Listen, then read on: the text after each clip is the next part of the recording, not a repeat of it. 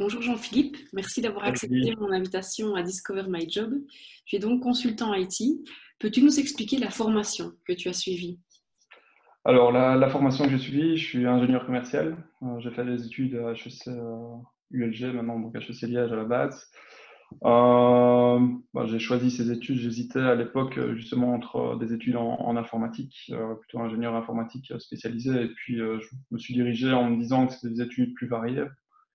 Donc c'était une des grosses raisons de mon choix. Maintenant, dans les options que j'avais choisies à l'époque, c'est vrai que j'avais la logistique et j'avais justement les systèmes d'information, donc tout ce qui est système IT. Donc voilà, c'est un choix d'études en tout cas que je ne regrette pas aujourd'hui. D'accord. Justement, peux-tu nous expliquer le parcours que tu as suivi une fois que tu as été diplômé? Mon parcours, c'est celui, on va dire, un quart des gens de HEC, c'est rentrer dans une grosse boîte de consultance, donc Accenture pour ma part. Donc il y a quelques gros noms dans l'industrie, sur le marché à ce niveau-là. Donc il y a Accenture, il y a Ernst Young, il y a Deloitte, qui sont tout un peu sur le même style. Donc, ce que je recherchais, c'était surtout de continuer une formation, on va dire, approfondie. C'est des sociétés qui permettent de se former assez rapidement avec une très, très grande rigueur. Plus, finalement, retrouver énormément aussi l'esprit estudiantin, puisque je pense que c'est des sociétés avec énormément de jeunes, en fait, assez pyramidales. Donc, voilà, moi, j'ai commencé là chez Accenture pendant un an et demi. Il faut savoir que je suis sorti juste pendant la crise de 2008. Donc, j'étais sur un projet chez BNP. Et puis, du jour au lendemain, évidemment, les banques n'allaient plus trop bien en 2008. Donc, il a fallu trouver autre chose. Donc, j'ai poursuivi ma carrière, mais très peu de temps chez IBM. On ne sait pas, enfin, je veux dire, le job ne me convenait pas et voilà, c'était quelque chose que je ne recherchais pas et ça, c'était vraiment trop dans l'informatique, dans le hardware même, donc vraiment le matériel. Et c'était pas quelque chose que je recherchais. Puis j'étais débauché par Altran, qui est aussi une boîte de consultance un peu en dessous, on va dire, en termes de taille qu'Accenture ou d'autres noms, où je suis retourné chez BNP. Donc voilà, j'ai fait différents projets là-bas, un projet sur des cartes de crédit, j'ai fait un projet sur les cartes de paiement, voilà, j'ai fait pas mal de choses. Et puis je me décidais de passer indépendant. C'est un step que beaucoup de personnes dans le domaine prennent à un certain moment. Et depuis lors, je suis indépendant. Donc d'abord chez BNP Paribas Fortis, où j'ai travaillé pas mal de temps sur un projet de paiement internationaux, où j'ai eu différents rôles aussi. J'ai commencé par être testeur, puis business analyst. Puis après quelques années, j'avais envie de changement et j'ai vraiment changé à la fois de job et de secteur aussi. Donc, je travaille maintenant dans ce qu'on appelle les utilities, donc c'est le secteur de l'énergie. De nouveau en tant qu'indépendant et là en tant que test manager. Donc, c'est vraiment un job, on va dire, complémentaire, mais qui est tout autre de ce que je faisais avant.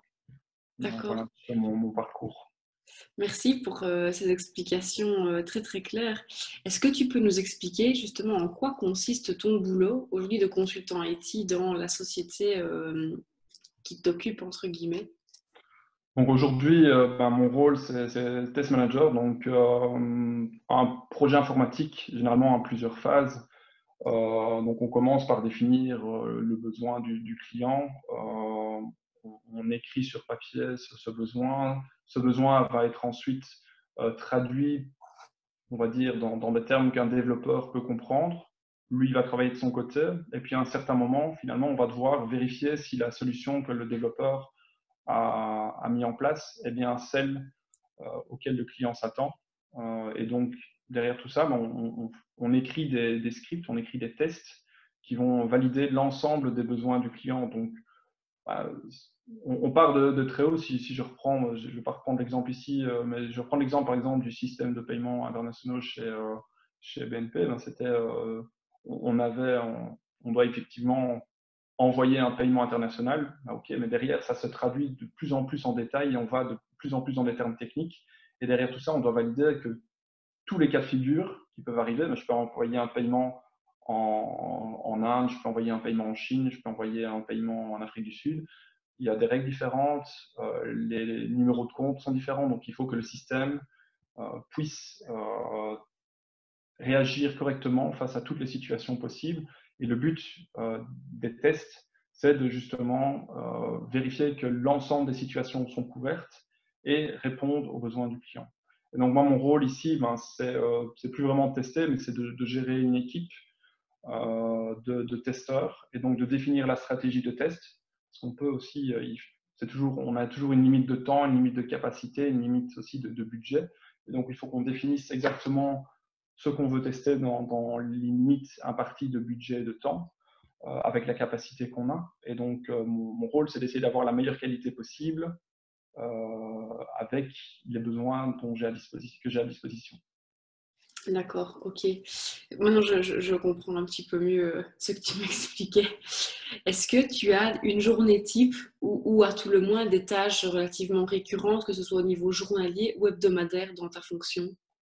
On a régulièrement finalement des calls, des appels avec l'équipe pour voir un petit peu quel est le statut de l'avancement. Donc on définit les priorités de la semaine, on voit ce qui se passe correctement, ce qui se passe moins bien. Si par exemple il y a des problèmes informatiques qu'il faut remonter à toute l'équipe, donc ça ce sont des réunions récurrentes, on va dire quasiment tous les jours, ou en tout cas tous les 2 jours avec l'équipe pour suivre finalement l'état d'avancement.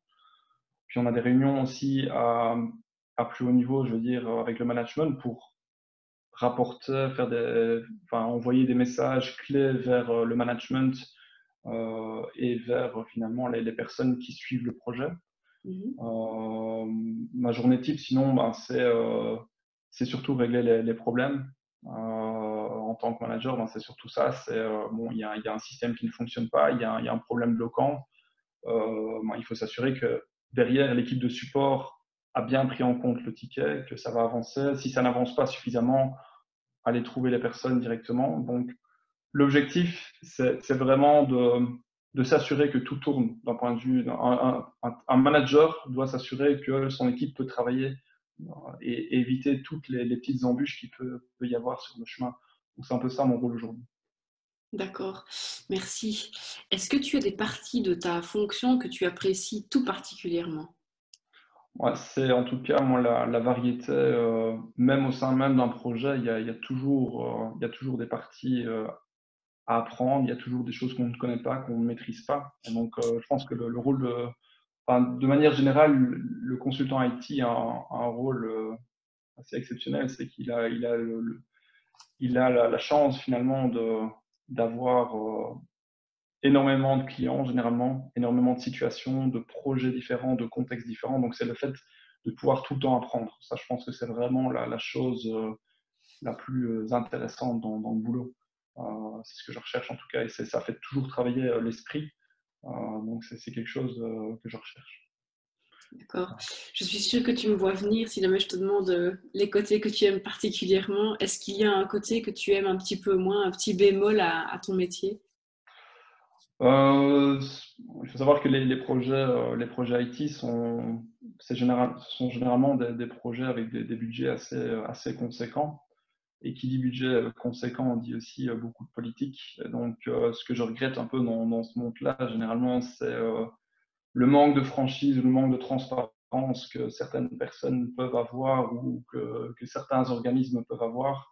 Et donc, parfois, faire des choses simples prend beaucoup plus de temps que ce qu'on imaginait. Et donc, c'est cette partie politique et manque de transparence, le fait de ne pas travailler ensemble, finalement, dans certains moments, qui est assez pesant, assez lourd.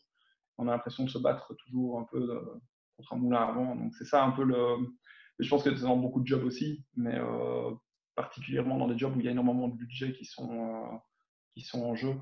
Et donc, ça, c'est quelque chose d'assez négatif. Voilà. Ok, c'est important à préciser, effectivement. Est-ce que tu penses qu'il y a des prédispositions particulières, qu'elles soient humaines, en termes humains, en termes de caractère, en termes de loisirs, pour pouvoir exceller dans ce métier?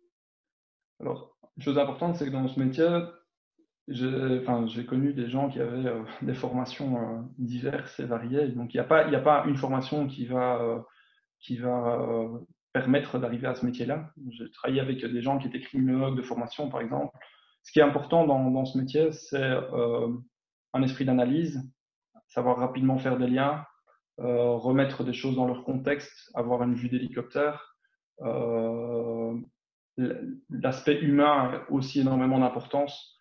Donc, on a parfois l'impression que la partie IT, c'est un peu des geeks, mais justement, les gens qui réussissent le mieux dans ce domaine-là, ce sont des gens qui ont contact facile aussi et qui peuvent aller, qui sont pas toujours derrière leur clavier, mais qui vont justement faire bouger les choses en allant trouver des personnes.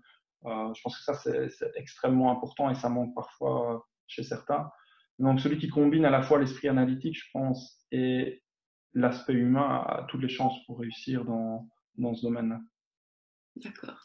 Merci. Et enfin, dernière petite question. Est-ce que tu aurais une phrase, un mantra que tu essayes d'utiliser au maximum dans ta vie professionnelle et que tu voudrais nous partager? Moi, je dirais que c'est toujours remettre en cause ce qu'on dit, ne pas prendre pour acquis, en tout cas, les informations, les chiffres qu'on donne, c'est toujours d'avoir sa propre vision des choses, alors ce sera peut-être la même que ce qu'on vous communique, mais ça permet en tout cas de faire sa propre réflexion, d'avoir sa propre analyse de la situation et peut-être de compléter aussi celle de l'autre. Et donc, c'est vraiment se remettre en question et ne pas vouloir toujours travailler non plus de la même façon. Donc, c'est s'adapter aussi à la situation, au client, au contexte. On ne travaille pas toujours de la même manière. Donc, c'est voilà. Oser se remettre en question et aussi oser remettre en question le client. Parfois, c'est important. Ça va être facile. Merci beaucoup Jean-Philippe pour ton temps et pour tes réponses. Peut-être auras-tu suscité l'une ou l'autre vocation. En attendant, je te souhaite bonne continuation. Merci, à toi aussi.